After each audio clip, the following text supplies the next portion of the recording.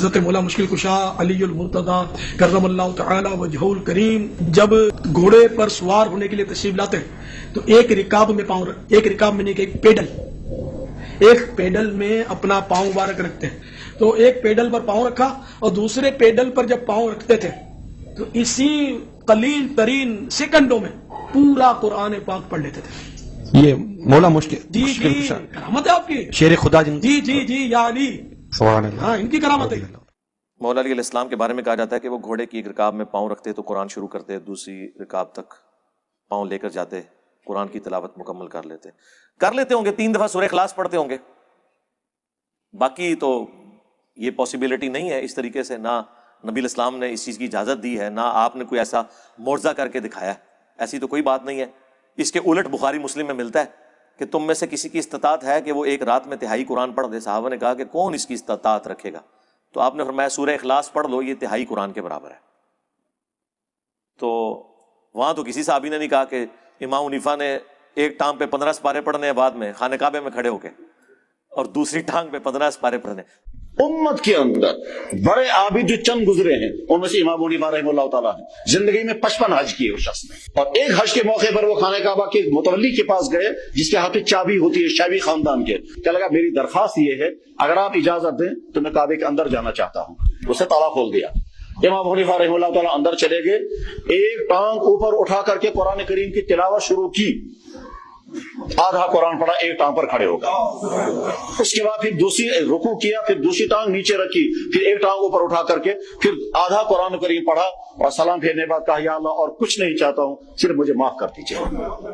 فرماتے ہیں 15 سال میں نے اس طرح گزارے، عشاء کی نماز کے بعد اپنے حجرے میں جاتا، کھونٹی ایک گاڑی ہوئی تھی دیوار میں، کچھ بھی سمجھ لیں ہوک لگایا ہوا، اس کو پکڑ لیتا اور ایک ٹانگ اٹھا لیتا، بسم اللہ الرحمن الرحیم سورہ فاتحہ سے قرآن پڑھنا شروع کرتا، اور اٹھائی ہوئی ٹانگ زمین پر اس وقت رکھتا تھا جب پورا قرآن ختم کر لیتا تھا۔ اچھا مجھے نہیں سمجھ آتی یہ ایک ٹانگ اور دوسری ٹانگ کا ذکر کیوں کرتے ہیں؟ مطلب کوئی ان کو کوئی کرتب باز، کوئی جگلر بنانے کی کوشش کرتے ہیں؟ نبی علیہ السلام نے کبھی ایک ٹانگ کے اوپر ایک نماز اور دوسری ٹانگ پہ دوسری نماز پڑھی ہے؟ اچھا لوگ کس طرح فخر سے اسے بیان کر رہے ہوتے ہیں، 15 سپارے ایک لاتتے اور 15 اکتے پڑے۔ یار بھائی 2 لتا استعمال کرو، کسی نے منع کیتا ہے؟ لیکن میں آپ کو بتاؤں کہ ایسی باتوں کرامت بولتے ہیں، اس میں زیادہ تھکنے کے چانس ہیں۔ آپ ایک ٹانگ کے اوپر اگر 15 سپارے پڑھیں، بلکہ جو بیان کر رہے ہیں نا انہیں کہ آپ سے ہم سپارے نہیں ڈیمانڈ کرتے، یہ ایک سپارہ پڑھنے میں آدھا گھنٹہ لگتا ہے، تو 15 پارے آلموسٹ 7.5 گھنٹے بنے، 7 گھنٹے تو پہلے ایک لاتے کھلو کے 10 نہ منو یار نہ کر، خالی نہیں کھڑا ہوا جاتا۔ اور یہ کون سی سنت ہے؟ یہ ضرور سنت ہے کہ نبی علیہ السلام اگر قیام کے دوران تھک جاتے تو ایک ٹانگ پہ تھوڑا وزن ڈال دیتے، یہ نہیں کہ دوسری ٹانگ اٹھا لیتے تھے۔ نماز کا ایک پروٹوکول ہے، آپ نے اللہ کے سامنے اس طریقے سے کھڑا ہونا ہے کہ اس کا پروٹوکول ہو۔ یہ کون سا تماشا کہ لات چکی ہے؟ کچھ حیا کر، ایک لات اٹھا کے، ایک لات چک کے تو بندہ کھڑا بھی نہیں ہو سکتا۔ یقین کریں بندہ تھک جاتا ہے۔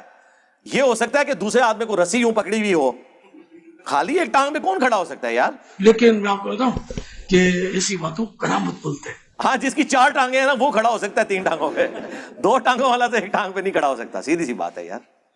بخاری مسلم دونوں میں حدیث ہے، نبی علیہ السلام ایک دفعہ گھر میں داخل ہوئے تو آپ نے ایک رسی لٹکی ہوئی دیکھی۔ آپ نے فرمایا یہ رسی کس نے لٹکائی ہوئی ہے؟ تو بتایا گیا آپ کی بیٹی جو زینب ہے نا وہ عبادت کرتی ہیں اور اپنا جوڑا جو ہے نا اس سے باندھ لیتی ہیں نماز پڑھنے کے دوران، تاکہ جب نیند آئے اور جھٹکا لگے اور آنکھ کھل جائے۔ آپ نے فرمایا کھولو رسی۔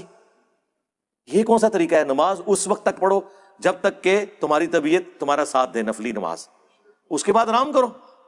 اللہ کے نبی علیہ السلام نے تو وہ رسیاں بھی کھلوا دی ہیں، اپنی بیٹی کی رسی، یہ بخاری مسلم دونوں میں ہے، جو انہوں نے اپنا جوڑا باندھنے کے لیے لٹکائی ہوئی تھی کہ مجھے جھٹکا لگے تو میں پھر دوبارہ نماز شروع کر دوں۔ اس طرح کی زبردستی کی نمازیں تو اللہ کے نبی نے پسند نہیں کی ہیں۔ جو رسیاں کھلواتے ہیں، یہ ٹانگ ایک ٹانگ والے جو یہ مرغے اور مرغابیاں جب کھڑے ہوئے نمازیں پڑھ رہے ہوں گے، ان کے ساتھ وہ کیا کریں گے؟ کیا دین بنایا ہوا انہوں نے؟ تو وہ تہائی قرآن کے برابر ہے سورہ اخلاص۔ تو اس میں یہ آج بھی ممکن ہے کہ آپ ایک رکاب میں پاؤں رکھیں اور دوسرے میں رکھنے سے پہلے پورے قرآن کا ثواب حاصل کر لیں 3 دفعہ سورہ اخلاص پڑھ کے، تو انشاءاللہ مل جائے گا۔